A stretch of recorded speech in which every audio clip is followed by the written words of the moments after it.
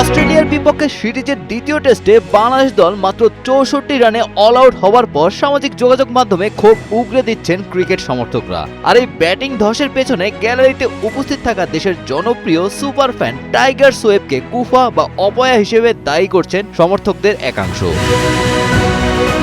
ডারউইনে অনুষ্ঠিত প্রথম টেস্টে দাপুটে জয় পেয়েছিল বাংলাদেশ। সেই ম্যাচে গ্যালারিতে শোয়েব উপস্থিত ছিলেন না, তবে কুইন্সল্যান্ডের ম্যাকাইতে দ্বিতীয় টেস্ট শুরু হওয়ার ঠিক আগে ২৮ ঘন্টার দীর্ঘ ভ্রমণ শেষে সরাসরি মাঠে হাজির হন তিনি। কাকতালীয়ভাবে তিনি মাঠে আসার পরই প্রথম ইনিংসে চরম ব্যাটিং বিপর্যয়ে পড়ে টাইগাররা। এরপর পরই সামাজিক মাধ্যমে তাকে নিয়ে ট্রল ও সমালোচনার ঝড় ওঠে।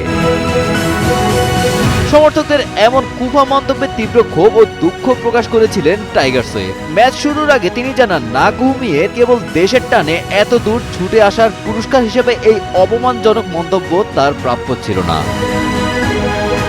শোয়েবের দাবি, মাঠে পারফর্ম করেন ক্রিকেটাররা, কোনো সমর্থকের উপস্থিতির কারণে দলের হার জিত নির্ধারিত হয় না। যারা তাকে অপয়া বলছেন তারা মূলত সাংবাদিকদের হিংসা থেকে প্রভাবিত হয়ে এমন মন্তব্য করছেন।